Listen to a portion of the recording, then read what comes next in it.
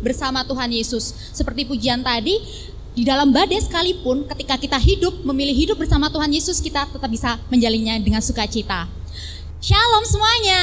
Shalom. Wah, hari ini kita mau ngapain? Kita mau ngapain ya Mbak? Mau ngapain Mbak Reni? Kok putih-putih gini? Kok putih-putih ya? Mau ngapain ya? Mau ngapain Mas Tio? Jadi hari ini kita mau merayakan Paskah. Wow, meskipun di tengah pandemi 2 tahun berturut-turut kita nggak bisa tatap muka ya Mbak. Betul. Tapi kita nggak boleh pantang menyerah. Kita harus tetap bersukacita, memuji dan memuliakan nama Tuhan. Sebelum kita memulai perayaan Paskah pada hari ini, mari kita bersatu dalam doa. Tuhan Allah Bapa kami yang bertata di dalam kerajaan surga yang maha mulia Tuhan, terima kasih kami bersyukur Tuhan boleh mengumpulkan kami anak-anak-Mu di tempat ini dengan keadaan sehat dan sukacita Tuhan untuk merayakan kebangkitan-Mu Tuhan.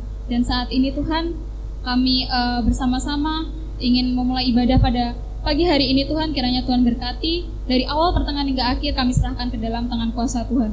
Tak lupa juga Tuhan kami menaikkan doa persembahan kami Tuhan, kiranya Tuhan berkati persembahan yang akan kami haturkan dan kiranya persembahan ini boleh untuk memperluas kerajaan-Mu di bumi ini Tuhan. Nah, di dalam satu nama Tuhan kami Yesus Kristus kami telah berdoa dan mengucap syukur. Haleluya. Amin.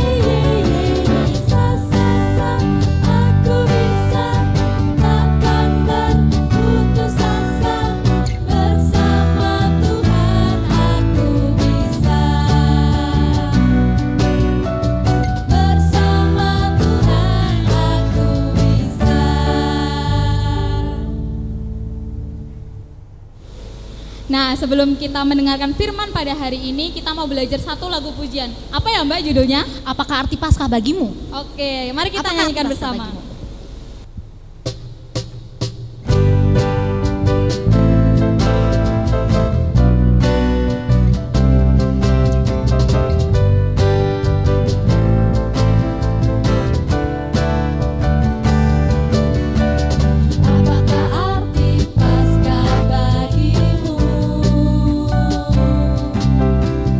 Apakah arti Paskah bagimu?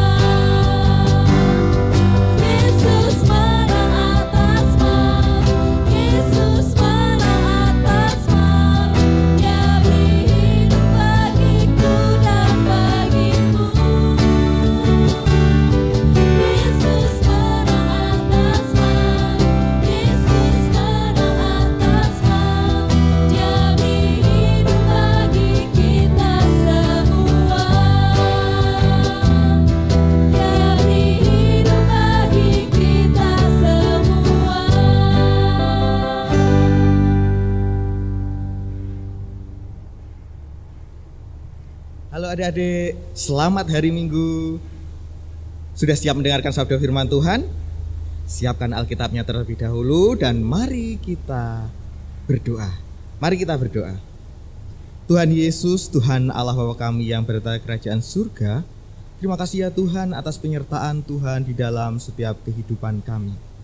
Dan pada saat ini ya Tuhan, hamba-hambamu ini ya Tuhan, anak-anakmu sekolah minggu mau mendengarkan sabda firman. Kami minta Rohul Kudus-Mu ya Tuhan memenuhi kami, sehingga kami boleh mengerti tentang kehendak Allah dalam setiap kehidupan kami. Hanya di dalam nama Tuhan kami Yesus Kristus kami berdoa dan mengucap syukur. Haleluya, amin. Adik-adik yang dikasihi oleh Tuhan, siapkan Alkitab kita. Mari kita buka Alkitab kita dari 1 Korintus 5 ayat 6b sampai dengan yang ke-8. 1 Korintus 5 ayat 6b sampai dengan yang ke-8. Bagi adik-adik yang sudah bisa membaca, mari kita baca bersama-sama 1 Korintus 5 ayat 6b sampai dengan yang ke-8. Dan bagi adik-adik yang belum bisa membaca, diikuti, didengarkan dan dirasa-rasakan. Mari kita baca bersama-sama 1 Korintus 5 ayat 6b sampai dengan yang ke-8. 1, 2, 3. Tidak tahukah kamu bahwa sedikit ragi mengkamiri seluruh adonan?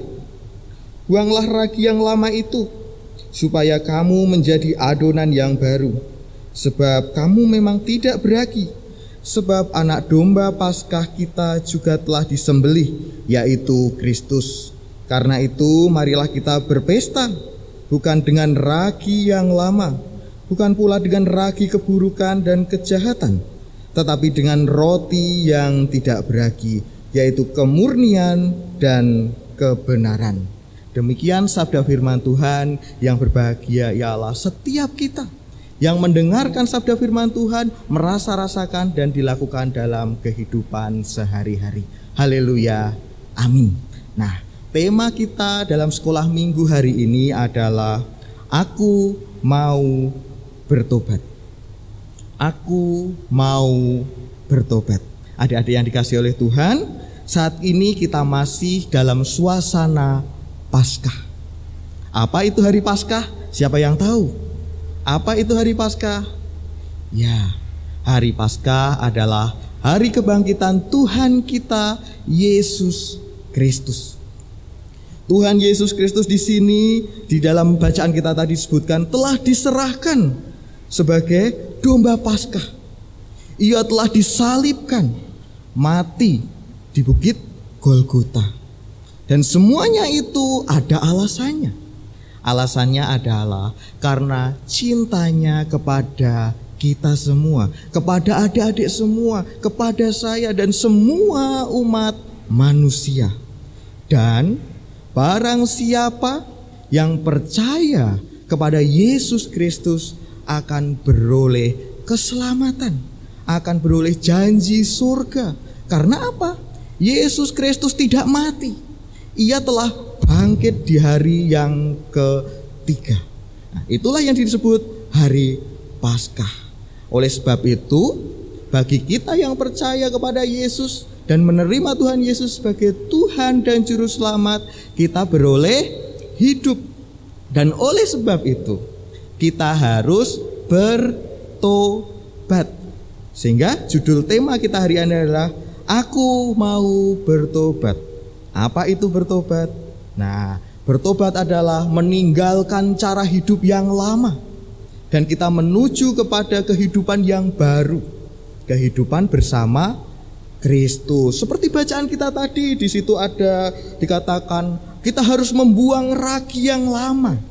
Nah, ragi yang lama adalah sikap, cara hidup, kenakalan kita. Pokoknya sesuatu yang tidak berkenan di hati Allah. Nah, itu harus kita buang jauh-jauh daripada kita, sehingga kita akan menjadi adonan yang baru.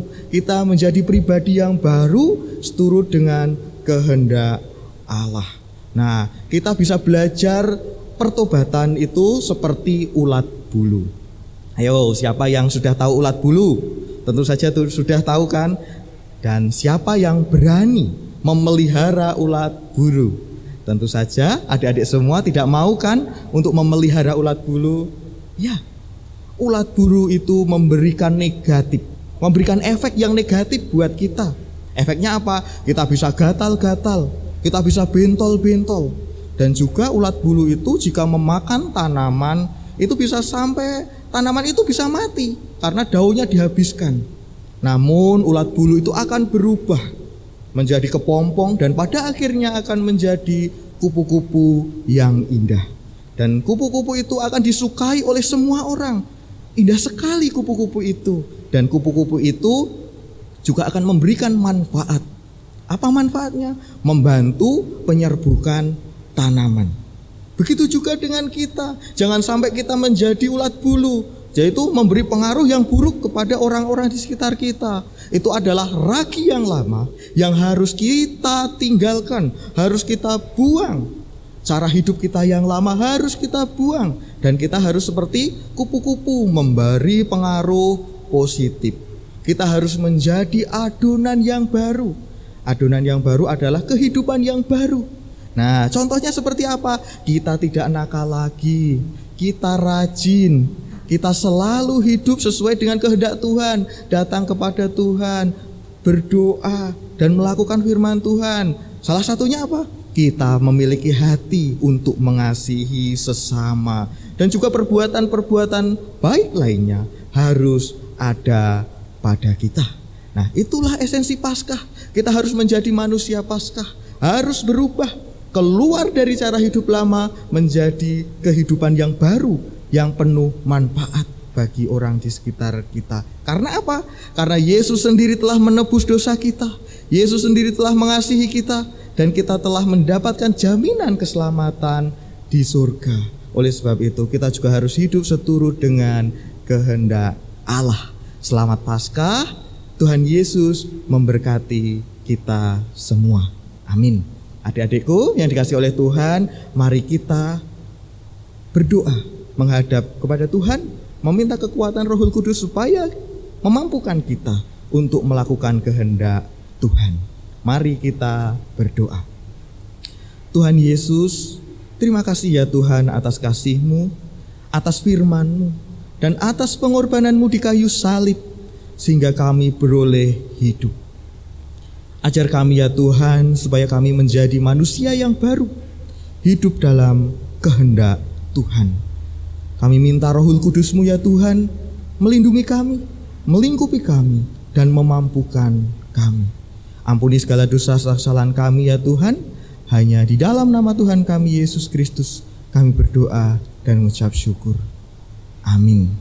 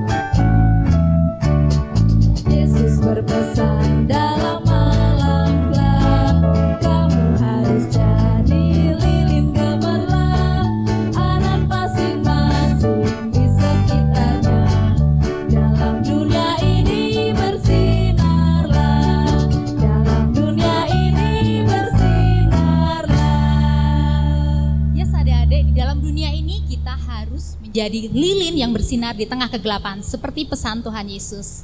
Baik, demikian ibadah Paskah kita hari ini. Kami dari kakak-kakak sekolah minggu mengucapkan Selamat Paskah, Tuhan Yesus memberkati. Sampai jumpa.